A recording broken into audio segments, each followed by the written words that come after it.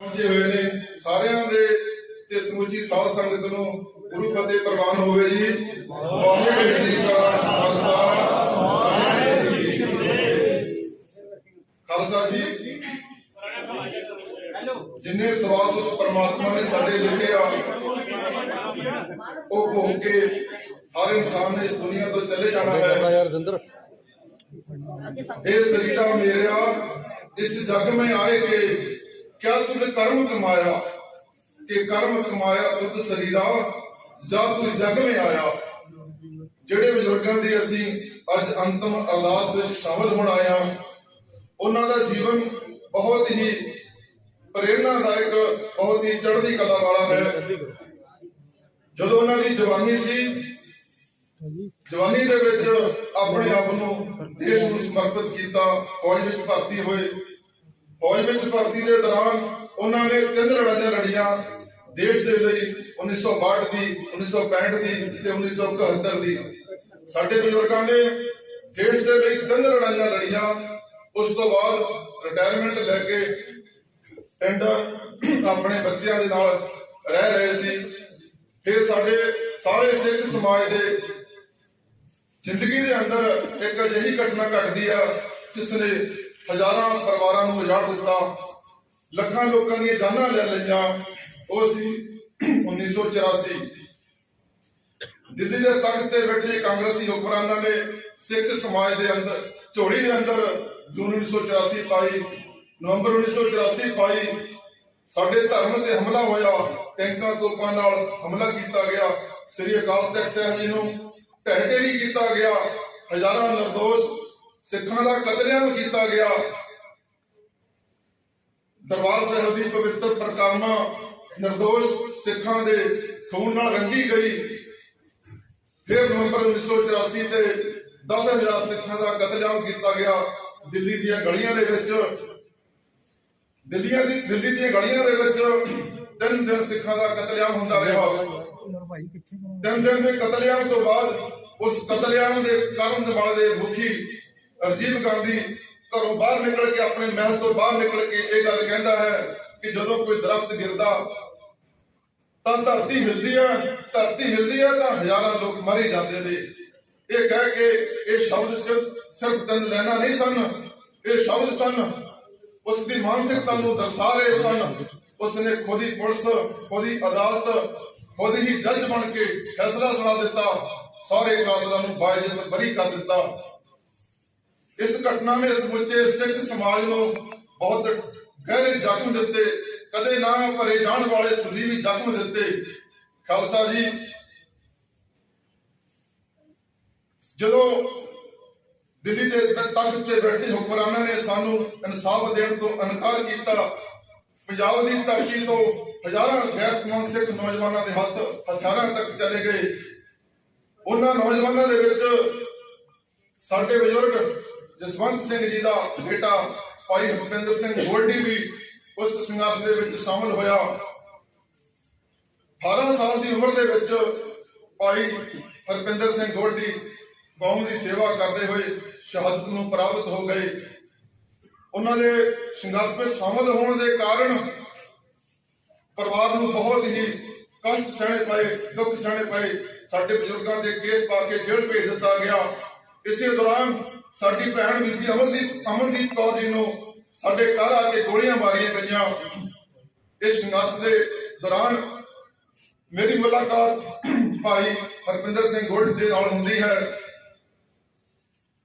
वो मुलाकात मैनू उन्हां दी शहादत तो बाद खिंच के परिवार तक ले जाती है। फिर मैं उस परिवार का हिस्सा बन के जसवंत सिंह जी ਅਤੇ माता संगीत कौर जी, भैन कमलदीप कौर मैनू अपना भरा ते बजुर्ग मैनू अपना बेटा बनाते ने। मैं कई साल उस परिवार के नाल रहिंदा और उस परिवार के दर्द के विचों सानू कौमी दर्द महसूस हुंदा सी। मैं ते कौमी शहीद भाई दिलावर सिंह अक्सर जदों बजुर्गों को मिलण वास्ते पिंड जाते सी, चढ़दी कला दी गल्लां करदे सी, कौम ते होए जुल्म दीयां गल्लां करदे सी, अपने शहीद होए वीरां दे प्रति अपना फर्ज अदा करने के वास्ते ਅਸੀਂ ਵੀ ਆਪਣਾ ਘਰ ਛੱਡ ਕੇ ਸੰਘਰਸ਼ ਵਿੱਚ ਸ਼ਾਮਲ ਹੋ ਗਏ। 31 ਅਗਸਤ 1995 ਨੂੰ ਕੌਮੀ ਸ਼ਹੀਦ ਭਾਈ ਦਿਲਾਵਰ ਸਿੰਘ ਸ਼ਹਾਦਤ ਨੂੰ ਪ੍ਰਾਪਤ ਹੋ ਗਏ ਤੇ ਉਸ ਤੋਂ ਬਾਅਦ ਮੇਰੀ ਗ੍ਰਿਫਤਾਰੀ ਹੋ ਗਈ। ਮੇਰੇ ਸੰਘਰਸ਼ ਤੋਂ ਵਿੱਚ ਸ਼ਾਮਲ ਹੋਣ ਕਰਕੇ ਵੀ ਸਾਡੇ ਬਜ਼ੁਰਗਾਂ ਨੂੰ ਬਹੁਤ ਦੁੱਖ ਤਕਲੀਫਾਂ ਸਹਿਣੀਆਂ ਪਈਆਂ, ਪਰਿਵਾਰ ਨੂੰ ਬਹੁਤ ਕੰਠ ਸਹਿਣੇ ਪਏ, ਸਰਕਾਰੀ ਜ਼ਬਰ ਦਾ ਸ਼ਿਕਾਰ ਹੋਣਾ ਪਿਆ। ਖਾਲਸਾ ਜੀ, ਸਾਡੇ ਬਜ਼ੁਰਗਾਂ ਦਾ ਜੀਵਨ ਪ੍ਰੇਰਨਾ ਦਾ ਸਰੋਤ ਜੀਵਨ ਹੈ। ਪਿਛਲੇ 26 ਸਾਲਾਂ ਤੋਂ ਮੇਰੇ ਪਿੱਛੇ ਮੇਰੀ ਭੈਣ ਮੇਰਾ ਜਰਨੈਲ ਬਣ ਕੇ, ਮੇਰੇ ਸੰਘਰਸ਼ ਦਾ ਜਰਨੈਲ ਬਣ ਕੇ ਮੇਰੇ ਨਾਲ, ਮੇਰੀ ਆਵਾਜ਼ ਬਣ ਕੇ ਮੇਰੇ ਨਾਲ ਲੜ ਰਹੀ ਹੈ। ਉਹ ਤਾਂ ਹੀ ਸੰਭਵ ਹੋ ਸਕਿਆ ਕਿਉਂਕਿ ਸਾਡੇ ਪਿੱਛੇ ਸਾਡੇ ਬਜ਼ੁਰਗਾਂ ਦੀ ਤਾਕਤ ਸੀ। ਉਹ ਐਸੀ ਤਾਕਤ ਸੀ, ਅਸੀਂ ਦਿੱਲੀ ਦੇ ਤਖਤ ਦੇ ਅੱਗੇ ਵੀ ਸਿਰ ਉੱਚਾ ਚੱਕ ਕੇ ਖੜ ਸਕੇ। ਸਾਡੇ ਬਜ਼ੁਰਗ 5 ਸਾਲ ਵਿੜੇ ਤੇ ਵੀ ਪਏ ਰਹੇ। ਉਹਨਾਂ ਦੇ ਦੋਨੋਂ ਬੱਚੇ ਸ਼ਹੀਦ ਹੋਏ। ਉਹਨਾਂ ਦੀ ਜ਼ਿੰਦਗੀ ਦੇ ਵਿੱਚ ਐਸੇ ਪਲ ਆਏ, ਦੋਨਾਂ ਬੱਚਿਆਂ ਦੀ ਅੰਤਮ ਸੰਸਕਾਰ ਕਰਨ ਦਾ ਉਹਨਾਂ ਨੂੰ ਇਜਾਜ਼ਤ ਨਹੀਂ ਮਿਲੀ, ਉਹਨਾਂ ਦੇ ਵਿੱਚ ਸ਼ਾਮਲ ਹੋਣ ਦੀ ਇਜਾਜ਼ਤ ਨਹੀਂ ਮਿਲੀ। ਬਹੁਤ ਕੌਮੀ ਕੰਠ ਸਹਿੰਦੇ ਹੋਏ ਸਾਡੇ ਬਜ਼ੁਰਗ 5 ਸਾਲ ਬਿਸਤਰੇ ਤੇ ਪੈ ਕੇ ਵੀ ਸਾਡੀ ਤਾਕਤ ਬਣੇ ਰਹੇ। ਮੈਂ ਇਹ ਸੰਘਰਸ਼ ਤਾਂ ਹੀ ਲੜ ਸਕਿਆ ਕਿਉਂਕਿ ਮੇਰੇ ਪਿੱਛੇ ਮੇਰੇ ਨਾਲ ਮੇਰੇ ਜਰਨੈਲ ਦੀ ਤਰ੍ਹਾਂ ਵਿਚਰਦੀ ਮੇਰੀ ਭੈਣ ਬੀਬੀ ਕਮਲਦੀਪ ਕੌਰ ਸੀ ਤੇ ਉਹਨਾਂ ਦੇ ਪਿੱਛੇ ਸਾਡੇ ਬਜ਼ੁਰਗ ਇੱਕ ਤਾਕਤ ਬਣ ਕੇ ਖੜੇ ਸਨ। ਖਾਲਸਾ ਜੀ, ਅੱਜ ਮੇਰੇ ਸੰਘਰਸ਼ ਦਾ ਇੱਕ ਥੰਮ ਗਿਰ ਗਿਆ ਹੈ। ਮੈਨੂੰ ਇਸ ਗੱਲ ਸਵੀਕਾਰ ਦੇ ਵਿੱਚ ਕੋਈ ਗਿਲਾ ਨਹੀਂ ਹੈ। ਮੇਰੇ ਸੰਘਰਸ਼ ਦਾ ਇੱਕ ਥੰਮ ਗਿਰ ਗਿਆ ਹੈ। ਅੱਜ ਮੇਰੀ ਭੈਣ ਬੀਬੀ ਕਮਲਦੀਪ ਕੌਰ ਉਹ ਵੀ ਫੱਟੜ ਅਵਸਥਾ ਦੇ ਵਿੱਚ ਆਪਣੇ ਹਾਲਾਤਾਂ ਨਾਲ ਜੂਝਦੀ ਹੋਈ ਮੇਰੇ ਨਾਲ ਅੱਜ ਵੀ ਮੇਰੀ ਤਾਕਤ ਬਣ ਕੇ ਖੜੀ ਹੈ। ਮੈਂ ਉਹਨਾਂ ਬਜ਼ੁਰਗਾਂ ਦੀ ਅੰਤਮ ਅਰਦਾਸ ਵਿੱਚ ਮੈਨੂੰ ਸ਼ਾਮਲ ਹੋਣ ਦਾ ਮੌਕਾ ਮਿਲਿਆ। ਇਸ ਦੇ ਲਈ ਜਿਨ੍ਹਾਂ ਨੇ ਵੀ ਸਹਿਯੋਗ ਕੀਤਾ, ਉਹਨਾਂ ਸਾਰਿਆਂ ਦਾ ਦਿਲ ਦੀਆਂ ਗਹਿਰਾਈਆਂ ਤੋਂ ਮੈਂ ਧੰਨਵਾਦ ਕਰਦਾ ਹਾਂ। ਮੈਂ ਇੱਥੇ ਇਹ ਕਹਿਣਾ ਚਾਹੁੰਦਾ ਹਾਂ, ਮੈਂ ਸਾਰੇ ਜਿਹੜੇ ਤੁਸੀਂ ਸਤਿਕਾਰਯੋਗ ਮੇਰੇ ਬਹੁਤ ਹੀ ਸਤਿਕਾਰਯੋਗ ਬਜ਼ੁਰਗ ਇੱਥੇ ਕੌਮ ਦੇ ਆਗੂ ਇੱਥੇ ਆਏ ਹੋ, ਮੈਂ ਤੁਹਾਨੂੰ ਇਹ ਕਹਿਣਾ ਚਾਹੁੰਦਾ ਹਾਂ ਕਿ ਸਮਾਗਮ ਦੇ ਵਿੱਚ ਸ਼ਾਮਲ ਹੋਣਾ ਤੁਹਾਡੇ ਵੱਡੇ ਭਾਗਾਂ ਦੀ ਗੱਲ ਹੈ। ਜਦੋਂ ਵੀ ਇਹ ਸਮਾਗਮ ਖਤਮ ਹੋਏ ਤੁਸੀਂ ਮੇਰੀ ਭੈਣ ਦੇ ਘਰ ਜ਼ਰੂਰ ਜਾਣਾ। ਉਸ ਘਰ ਦੇ ਵਿੱਚ ਬੈਠ ਕੇ ਮਹਿਸੂਸ ਕਰਨਾ ਕਿ ਇਸ ਪਰਿਵਾਰ ਨੇ ਆਪਣੇ ਕੌਮੀ ਫਰਜ਼ ਅਦਾ ਕਰਨ ਵਾਸਤੇ ਕਿੰਨੇ ਕੰਠ ਸਹੇ। ਤੁਸੀਂ ਉਸ ਘਰ ਦੇ ਵਿੱਚ ਬੈਠ ਕੇ ਇਹ ਮਹਿਸੂਸ ਕਰੋਗੇ ਕਿ ਇਸ ਪਰਿਵਾਰ ਨੇ ਆਪਣੇ ਕੌਮੀ ਫਰਜ਼ ਅਦਾ ਕਰਨ ਦੇ ਵਿੱਚ ਕੋਈ ਕਸਰ ਬਾਕੀ ਨਹੀਂ ਰੱਖੀ। ਕਿਤੇ ਤੁਹਾਡੇ ਤੋਂ ਉਸ ਪਰਿਵਾਰ ਦੇ ਪ੍ਰਤੀ ਆਪਣੇ ਫਰਜ਼ ਅਦਾ ਕਰਨ ਦੇ ਵਿੱਚ ਕਮੀ ਜ਼ਰੂਰ ਰਹਿ ਗਈ ਹੈ। ਇਹ ਤੁਹਾਨੂੰ ਉਸ ਘਰ ਦੇ ਵਿੱਚ ਬੈਠ ਕੇ ਮਹਿਸੂਸ ਹੋਏਗਾ।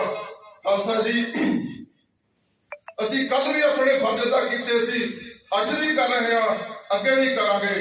ਮੈਂ ਇੱਥੇ ਕਹਿਣਾ ਚਾਹੁੰਦਾ ਹਾਂ, ਸਾਡੇ ਬਜ਼ੁਰਗਾਂ ਦੀ ਆਤਮਾ ਨੂੰ ਸ਼ਾਂਤੀ ਤਾਂ ਹੀ ਮਿਲੇਗੀ।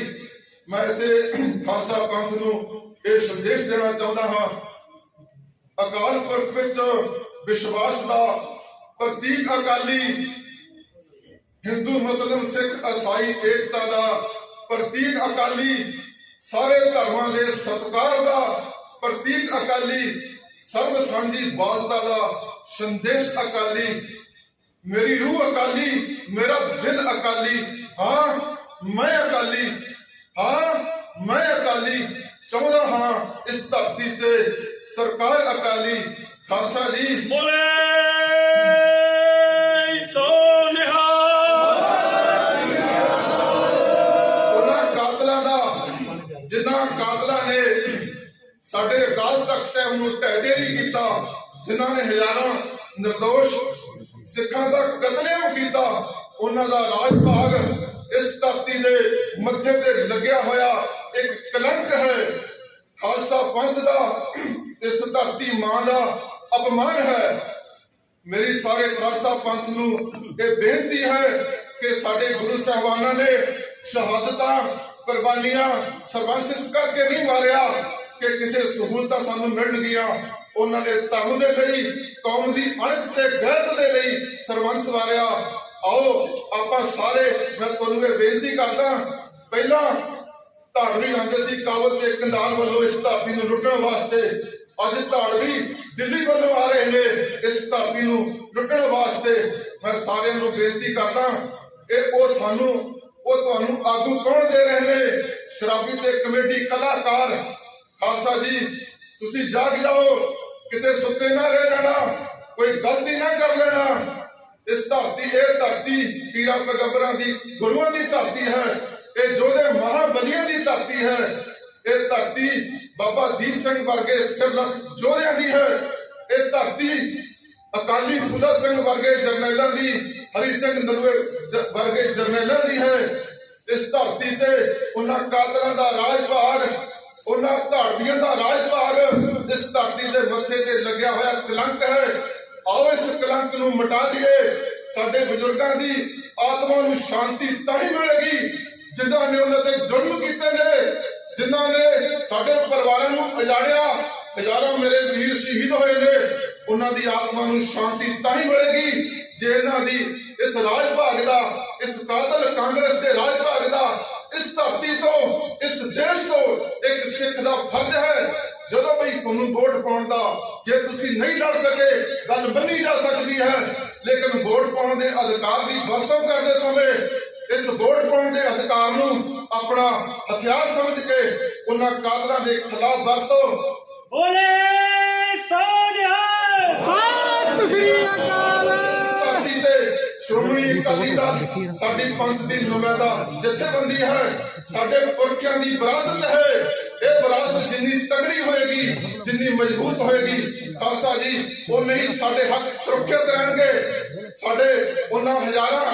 ਇਹਨਾਂ ਕਾਤਲਾਂ ਦੇ ਜ਼ੁਲਮ ਦਾ ਸ਼ਿਕਾਰ ਹੋਏ ਉਹਨਾਂ ਹਜ਼ਾਰਾਂ ਸ਼ਹੀਦਾਂ ਹਜ਼ਾਰਾਂ ਨਿਰਦੋਸ਼ ਸਿੱਖਾਂ ਦੀਆਂ ਆਤਮਾਵਾਂ ਨੂੰ ਸ਼ਾਂਤੀ ਤਾਂ ਹੀ ਮਿਲੇਗੀ ਜਦੋਂ ਇਹਨਾਂ ਕਾਤਲਾਂ ਦਾ ਰਾਜ ਭਾਗ ਇਸ ਧਰਤੀ ਤੋਂ ਖਤਮ ਹੋਵੇਗਾ ਇੱਕ ਸਿੱਖ ਦਾ ਫਰਜ਼ ਹੈ ਜਿੱਥੇ ਵੀ ਕਦੇ ਉਹਨੂੰ ਮੌਕਾ ਮਿਲੇ ਇਹਨਾਂ ਦੇ ਖਿਲਾਫ ਵੋਟ ਕਰੋ ਇਹਨਾਂ ਦੇ ਰਾਜ ਭਾਗ ਨੂੰ ਖਤਮ ਕਰਨ ਲਈ ਵੋਟ ਕਰੋ ਮੇਰੇ ਪਿਤਾ ਨੂੰ ਉਹਨਾਂ ਹਜ਼ਾਰਾਂ ਸ਼ਹੀਦਾਂ ਨੂੰ ਤਾਂ ਹੀ ਉਹਨਾਂ ਦੀ ਆਤਮਾ ਨੂੰ ਸ਼ਾਂਤੀ ਮਿਲੇਗੀ ਮੈਂ ਇੰਨਾ ਕੁਝ ਬੋਲਦਾ ਹੋਇਆ ਤੁਹਾਡੇ ਤੋਂ ਸਾਰਿਆਂ ਨੂੰ ਮੈਂ ਧੰਨਵਾਦ ਕਰਦਾ ਜਿਹੜੇ ਵੀ ਇੱਥੇ ਸਾਡੇ ਪਿਤਾ ਜੀ ਦੇ ਇਸ ਸਮਾਗਮ ਦੇ ਵਿੱਚ ਸ਼ਾਮਲ ਹੋਣ ਲਈ ਪਹੁੰਚੇ ਨੇ ਮੇਰੀ ਭੈਣ ਦਾ ਯੋਗਦਾਨ ਮੈਂ ਕਈ ਜਨੋਂ ਨਹੀਂ ਦੇ ਸਕਦਾ ਮੈਂ ਨਹੀਂ ਇਹ ਸਮੁੱਚੀ ਕੌਮ ਇਹ ਯੋਗਦਾਨ ਨੂੰ ਦਾ ਕੋਈ ਮੁੱਲ ਨਹੀਂ ਉਤਾਰ ਸਕਦੀ ਮੈਂ ਤੁਹਾਨੂੰ ਫਿਰ ਇਹ ਬੇਨਤੀ ਕਰਦਾ ਤੁਸੀਂ ਮੇਰੀ ਭੈਣ ਦੇ ਘਰ ਜਾ ਕੇ ਬੈਠ ਕੇ ਮਹਿਸੂਸ ਕਰਨਾ ਕਿ ਇਸ ਪਰਿਵਾਰ ਨੇ ਆਪਣੇ ਕੌਮੀ ਫਰਜ਼ ਅਦਾ ਕਰਨ ਦੇ ਵਿੱਚ ਕੋਈ ਕਸਰ ਬਾਕੀ ਨਹੀਂ ਛੱਡੀ ਤੁਹਾਡੇ ਤੋਂ ਕੋਈ ਕਮੀ ਜ਼ਰੂਰ ਰਹਿ ਗਈ ਹੈ ਇਹ ਤੁਹਾਨੂੰ ਇਸ ਗੱਲ ਦਾ ਅਹਿਸਾਸ ਹੋਵੇਗਾ ਉੱਥੇ ਬੈਠ ਕੇ ਸਾਡਾ ਜੀਵਨ ਖਾਲਸਾ ਪੰਥ ਦੀ ਚੜ੍ਹਦੀ ਕਲਾ ਨੂੰ ਸਮਰਪਿਤ ਰਿਹਾ ਹੈ ਹਮੇਸ਼ਾ ਰਹੇਗਾ ਅੱਗੇ ਵੀ ਜਦੋਂ ਵੀ ਸਾਨੂੰ ਕੌਮੀ ਫਰਜ਼ ਅਦਾ ਕਰਨ ਦਾ ਕਦੇ ਕੋਈ ਵਕਤ ਆਏਗਾ ਅਸੀਂ ਕਦੇ ਪਿੱਛੇ ਨਹੀਂ ਹਟਾਂਗੇ ਮੇਰਾ ਇਹੀ ਕਹਿਣਾ ਹੈ ਅਕਾਲ ਤਖਤ ਮਹਾਨ ਹੈ ਸਿੱਖ ਪੰਥ ਦੀ ਸ਼ਾਨ ਹੈ ਚੂਲ ਤੇ ਨਿਸ਼ਾਨ ਰਹੇ ਚੂਲ ਤੇ ਨਿਸ਼ਾਨ ਰਹੇ ਚੂਲ ਤੇ ਨਿਸ਼ਾਨ ਰਹੇ ਸਾਰਿਆਂ ਦੇ ਤੁਸੀਂ ਸਾਰੇ ਇੱਥੇ ਸਾਡੇ ਸਮਾਗਮ ਦੇ ਵਿੱਚ ਚੱਲ ਕੇ ਆਏ ਹੋ ਤੁਹਾਡਾ ਸਾਰਿਆਂ ਦਾ ਬਹੁਤ ਬਹੁਤ ਧੰਨਵਾਦ ਦਿਲ ਦੀਆਂ ਗਹਿਰਾਈਆਂ ਤੋਂ ਧੰਨਵਾਦ ਜਿਹੜੇ ਵੀ ਸ਼੍ਰੋਮਣੀ ਅਕਾਲੀ ਦਲ ਦੇ ਲੀਗਲ ਸੈੱਲ ਦੇ ਉਹਨਾਂ ਵੀਰਾਂ ਨੇ ਸਾਡੀ ਇਹ ਇਜਾਜ਼ਤ ਕਰਵਾਈ ਹੈ ਉਹਨਾਂ ਦਾ ਧੰਨਵਾਦ ਉਸ ਅਕਾਲ ਪੁਰਖ ਸਭ ਤੋਂ ਵੱਡਾ ਉਸ ਅਕਾਲ ਪੁਰਖ ਵਾਹਿਗੁਰੂ ਦਾ ਧੰਨਵਾਦ ਜਿਸ ਨੇ ਮੈਨੂੰ 26 ਸਾਲਾਂ ਬਾਅਦ 1 ਘੰਟੇ ਲਈ ਆਪਣੇ ਪਿਤਾ ਦੇ ਇਸ ਅੰਤਮ ਅਰਦਾਸ ਵਿੱਚ ਸ਼ਾਮਲ ਹੋਣ ਦਾ ਮੌਕਾ ਦਿੱਤਾ ਮੈਨੂੰ ਆਪਣੀ ਭੈਣ ਨੂੰ ਉਹਦੇ ਘਰ ਜਾਣ ਦਾ ਅਜੇ ਮੈਨੂੰ ਘਰ ਨਹੀਂ ਲੈ ਕੇ ਗਏ ਮੇਰੀ ਭੈਣ ਨੂੰ ਮਿਲਣ ਦਾ ਮੌਕਾ ਮਿਲ ਦਿੱਤਾ ਮੈਂ ਸਾਰਿਆਂ ਦਾ ਧੰਨਵਾਦ ਕਰਦਾ ਮੇਰੇ ਤੋਂ ਬੋਲਦੇ ਹੋਏ ਕੋਈ ਇਹੋ ਜਿਹਾ ਸ਼ਬਦ ਨਿਕਲ ਗਿਆ ਹੋਵੇ ਉਹਦੇ ਲਈ ਮੈਂ ਮਾਫੀ ਚਾਹੁੰਦਾ ਤੁਸੀਂ ਸਾਰੇ ਸਤਿਕਾਰਯੋਗ ਹੋ ਬਹੁਤ ਸਾਰਿਆਂ ਨੂੰ ਮੈਂ ਦੇਖ ਵੀ ਨਹੀਂ ਪਾ ਰਿਹਾ ਇਸ ਕਰਕੇ ਸਾਰਿਆਂ ਦੇ ਲਈ ਬਹੁਤ ਬਹੁਤ ਸਤਿਕਾਰ ਸਭ ਗੁਰੂ ਫਤਿਹ ਪ੍ਰਵਾਨ ਹੋਵੇ ਜੀ ਵਾਹਿਗੁਰੂ ਜੀ ਕਾ ਖਾਲਸਾ